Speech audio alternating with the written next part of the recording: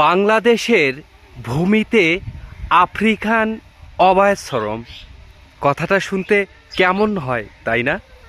তেমনি আমি দেখছি বাংলাদেশের ভূমিতে আফ্রিকান পরিবেশ বা আফ্রিকান আবহাওয়া। বিশ্বাস হচ্ছে না? আমি হচ্ছি RS ওয়াসিম, আমি বাংলাদেশি নাগরিক।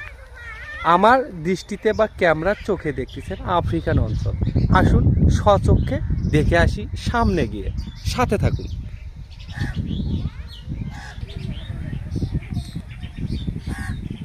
আমরা আফ্রিকার দৃশ্যগুলো যেমন মিডিয়াতে দেখি তখন এই রকমই দেখায়। প্রিয় দর্শক শ্রোতা, আফ্রিকান বনভূমির মতো তাদের বসবাস করার উপযোগীর মতো পরিবেশ আমরা লক্ষ্য করতে পারছি। আমি এখন যে ভূমি দিয়ে চলাচল করছি এটি একটি ফসলের ক্ষেত এবং খুব সুন্দর প্রাকৃতিকভাবে রাস্তার মতো তৈরি একটি সরু রাস্তা এই পরিবেশে যাওয়ার জন্য। আমি RS ওয়াসিম অবাক হয়ে যায় যে আমাদের বাংলাদেশের ভূমিতেও আফ্রিকার মতো বসত বাড়ি লক্ষ্য করা যায়।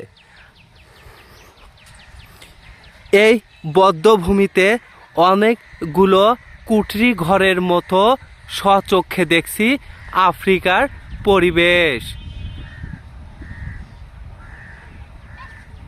সত্যি আরও সামনে না যাওয়া পর্যন্ত স্বচক্ষে দৃষ্টি আমরা উপভোগ করতে পারবো না।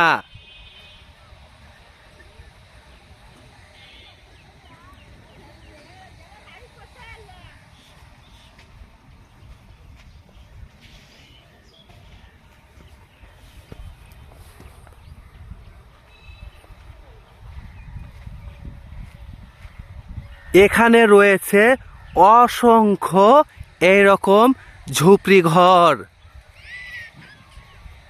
আমি গণনা করতে পারিনি, তবু অনুমান করা যাচ্ছে যে এখানে 150টির মতো ঝুপড়ি রয়েছে।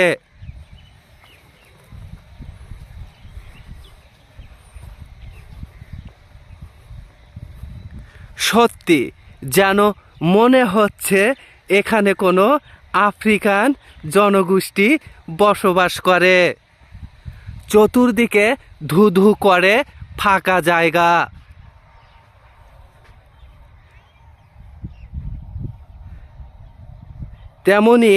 এমনই পরিবেশ এখানে লক্ষ্য করা যায়।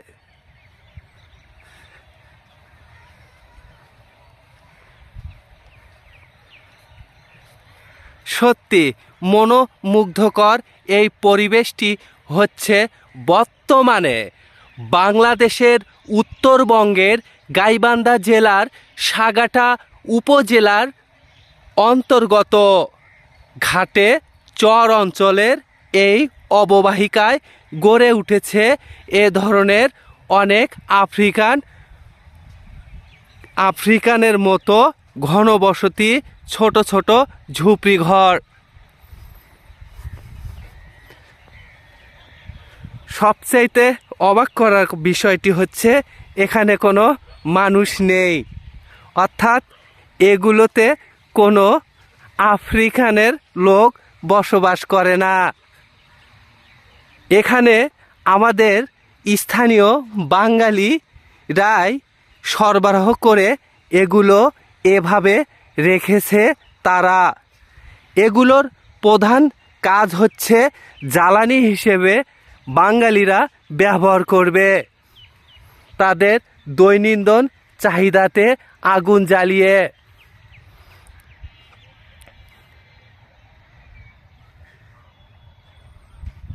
প্রিয় দর্শক শ্রোতা, এগুলো হচ্ছে কাশবন।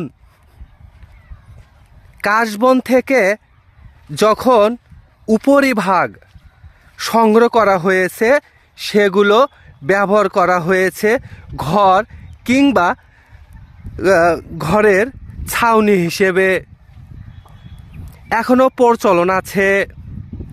সাধারণত গোল ঘরে এগুলো ব্যবহার করে থাকে, আর বাকি অংশটি জ্বালানি হিসেবে ব্যবহার করা হয় এবং সেগুলো কর্তন করে বোঝা করে এখানে সংরক্ষিত করে রেখেছে স্থানীয় জ্বালানির জন্য।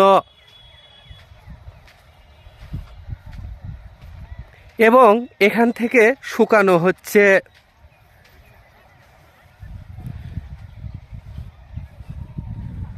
ধন্যবাদ সাথে থাকার জন্য।